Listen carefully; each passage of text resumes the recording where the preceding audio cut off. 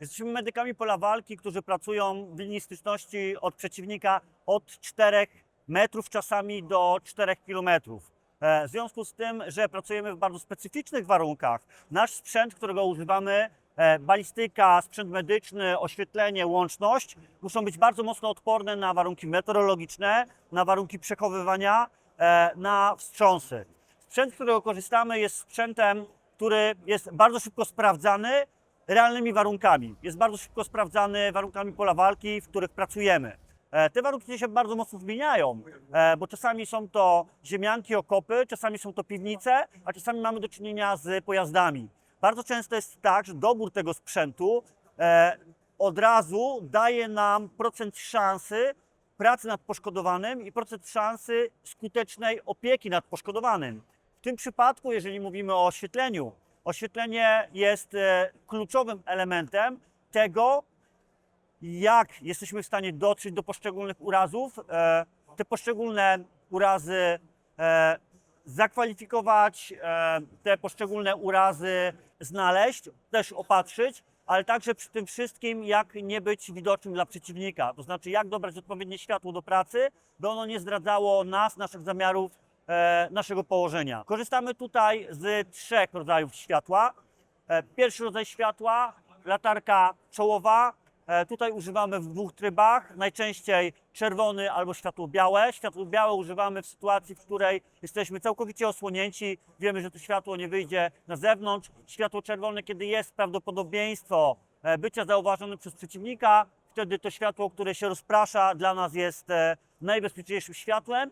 Latarki czołowe albo nosimy na hełmach dzięki uchwytom, albo w ten sposób na kamizelce. Drugi rodzaj światła, którego używamy, to są latarki nahełmowe, które dają nam tą przewagę w pracy nad innymi źródłami światła, że mamy wolne ręce. Tak naprawdę medyk jest tyle wart, ile jego ręce i sposób, w jaki te ręce działają. W związku z tym latarki nahełmowe przy odpowiednim trybie światła pozwalają nam skutecznie pracować nad poszkodowanym. W tym przypadku mamy latarkę, która jest, można powiedzieć, takim scyzorykiem wśród latarek taktycznych, dlatego że ona daje możliwość różnych trybów światła, od różnych kolorów i różnego natężenia po światło IR, dlatego że my też często pracujemy z noktowizorami wtedy, kiedy w szczególności działamy w nocy, w małych pomieszczeniach na pojazdach, w zaciemnionych pojazdach. I trzeci rodzaj światła, z którego korzystamy, są to najaśnice, lampy stacjonarne dla oświetlenia punktów stacjonarnych, ziemianek,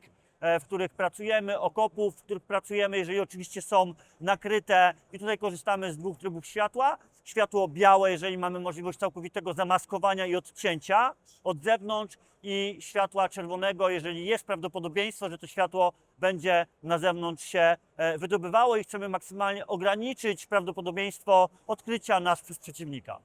My w swojej pracy musimy wychodzić bardzo mocno ze strefy komfortu, poddajemy się naprawdę ciężkim warunkom bytowania i funkcjonowania. W związku z tym sprzęt, który jest na nas i razem z nami, też musi wyjść ze strefy komfortu i musi przeżyć to wyjście ze strefy komfortu. Produkty Maktronika, czy to latarka czołowa, czy to ta latarka nahełmowa, Storm LP1, to są te produkty, które mają tą unikalną zdolność i umiejętność wyjścia ze strefy komfortu.